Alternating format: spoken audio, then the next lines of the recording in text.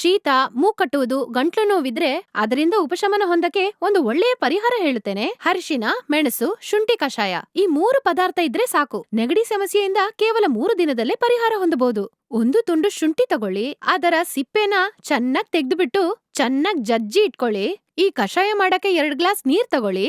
ಆ ನೀರಿಗೆ ಜಜ್ಜಿರುವ ಶುಂಠಿನ ಸೇರಿಸ್ಕೊಳ್ಳಿ. ಜೊತೆಗೆ 5 ಗ್ರಾಂ ಅಷ್ಟು ಮೆಣಸನ್ನು ಚೆನ್ನಾಗಿ ಜಜ್ಜಿ ಅದನ್ನು ನೀರಲ್ಲಿ ಸೇರಿಸ್ಕೊಳ್ಳಿ. 5 ಗ್ರಾಂ ಅಷ್ಟು ಅರಿಶಿನ ತಗೊಂಡು ಅದನ್ನು ಚೆನ್ನಾಗಿ ಜಜ್ಜಿ ಹಾಕೊಳ್ಳಿ. ಈ 3 ಒಟ್ಟಿಗೆ ಹಾಕಿ ಚೆನ್ನಾಗಿ ಕುದಿಸಿ. ಆ 2 ಗ್ಲಾಸ್ ನೀರು 1 ಗ್ಲಾಸ್ ನೀರಷ್ಟು ಚೆನ್ನಾಗಿ ಸುಂಡಬೇಕು. ಆಮೇಲೆ ಆ ನೀರನ್ನ ಸೋಸಿ ಜೇನ್ತುಪ್ಪ ಬೆರೆಸಿ ನೀವು ಕುಡಿದ್ರೆ ನಿಮಗೆ ಒಂದೇ ಬಾರಿಗೆ ಒಳ್ಳೆಯ ಫಲಿತಾಂಶ ಸಿಗುತ್ತೆ.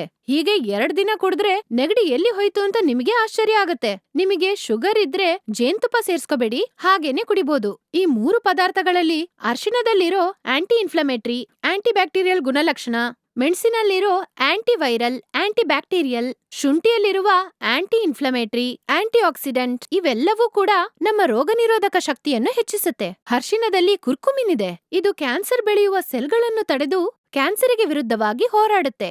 ಆದ್ದರಿಂದ ಈ 3 ಪದಾರ್ಥಗಳು ನೆಗಡಿಯನ್ನು ಗುಣಪಡಿಸುವುದು ಮಾತ್ರವಲ್ಲದೆ ರೋಗ ನಿರೋಧಕ ಶಕ್ತಿಯನ್ನು ಹೆಚ್ಚಿಸಿ ಕ್ಯಾನ್ಸರ್ ಸೆಲ್ಗಳಿಗೆ ವಿರುದ್ಧವಾಗಿ ಕಾರ್ಯ ಮಾಡಿ ನಿಮ್ಮನ್ನು ಆರೋಗ್ಯವಾಗಿಡುತ್ತೆ.